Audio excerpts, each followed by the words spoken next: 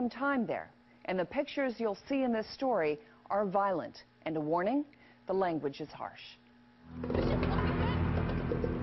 This is a real-life scene from the streets of downtown Glasgow, captured on closed-circuit television cameras. Roving bands of young guys make their way through the street. They move in on another youth.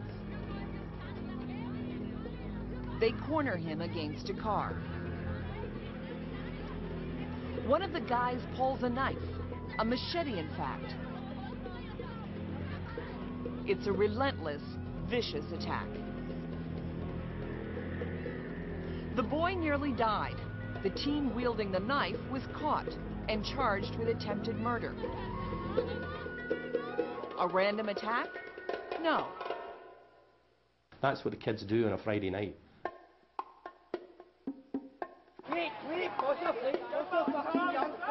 They will be sober when they leave home. They will take a knife with them. It will be a locking knife. They'll hide it down the front of their shorts.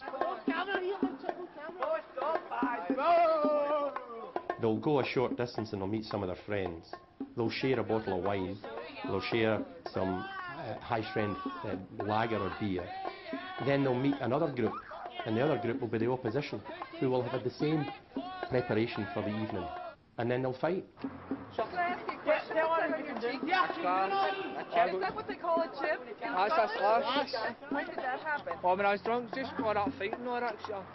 So I was impulsive. You're seeing at my face. Fucking bad. What happened? I got slashed by a knife. More or less every day about here. And they could fight 100 times, and the worst that will happen is somebody will get caught and be kicked several times, or someone will get punched. But now and again, two men will square up, or young men will square up, one with a knife and the other with a baseball bat. Who dies and whose family visits the grave and whose family visits them in prison is completely random. Knife crime is pervasive in Glasgow. What? You're lucky to be alive. Every 6 hours, someone reports a serious slash to the face. The scars are worn proudly, a measure of their manhood. These boys are from Postle Park, an area rife with gang activity. It's the way of life. What do you mean? Just cause your face somewhere, people try to fight with you in the town centre. And it turns ugly? Right, sometimes. Recreational violence and territorialism. What's recreational violence? There's no profit. If you're a robber and you present a knife to somebody and say, give me your watch, there's a profit in that.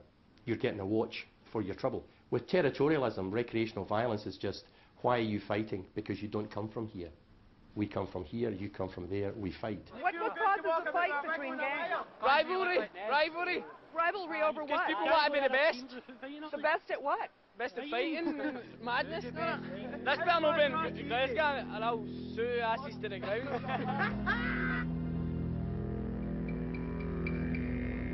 Here's the territory they come from and fight over. They're known as the schemes, the poorest parts of the city. In North America, we would call them the housing projects.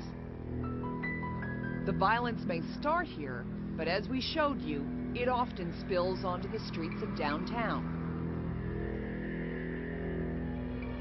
Here's another example.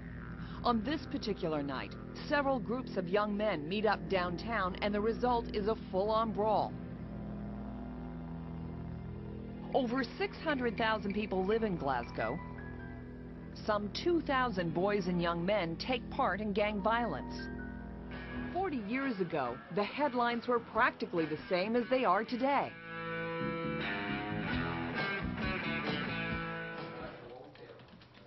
Carnahan asked his chief intelligence officer to look into the situation, to give him a better idea of why this was happening. I didn't just look at Glasgow in the last 2 or 3 years, I looked at it over 30 years. I didn't just look at Glasgow in the last 2 or 3 years, I looked at it over 30 years.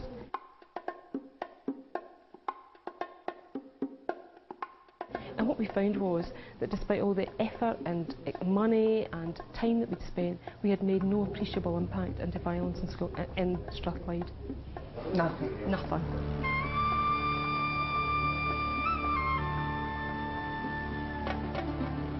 McCluskey didn't only look at the crime statistics, she looked at every statistic coming out of the schemes.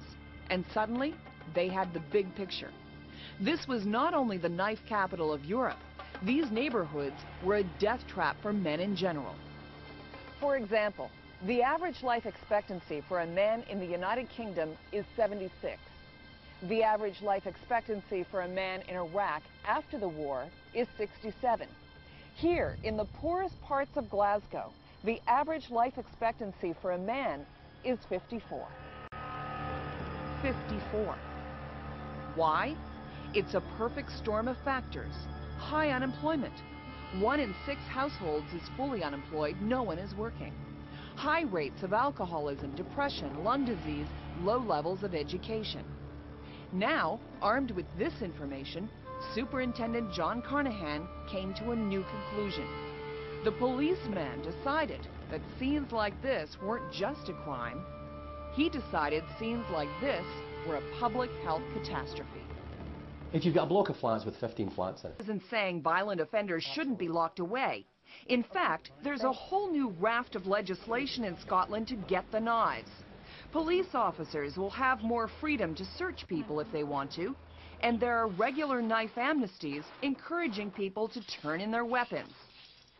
But Superintendent Carnahan is becoming more convinced than ever that the police and courts won't solve this problem.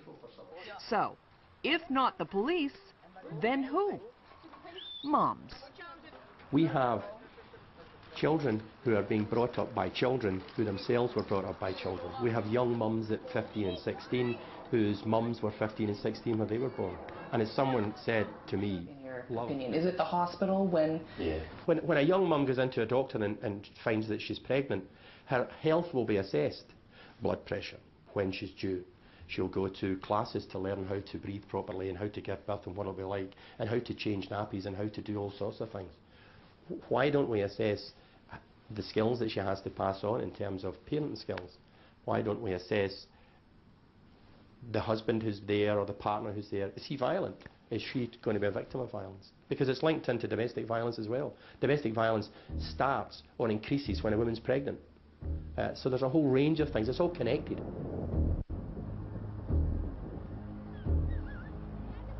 Are you guys part of the gang? Aye. A team. No, the back end. Back end. And what is it you do? Right. Just fight with other people. Just what? Fight with other people. What do you guys keep fighting if it's so dangerous? Pride. Don't you up. Pride. Carnahan and his team have only started their research into gang violence a year and a half ago. So it's early days. In contrast, young men have been fighting each other in Glasgow for generations. Everyone knows this problem won't be solved tomorrow, including Carnahan himself. There isn't a single solution to this. I think it'll be 1,000 victories. How long are we talking? I think it'll take a couple of generations.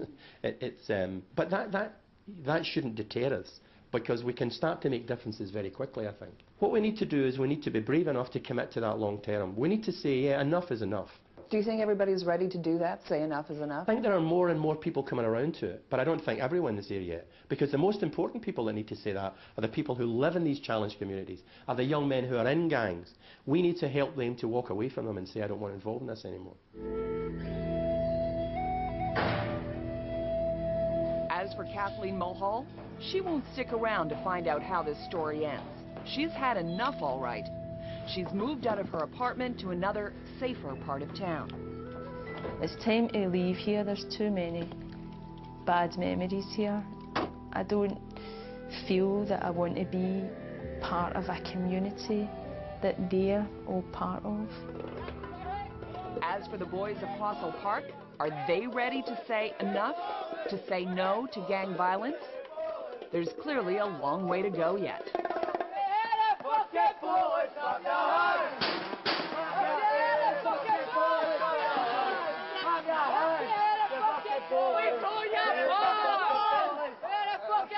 before I come back.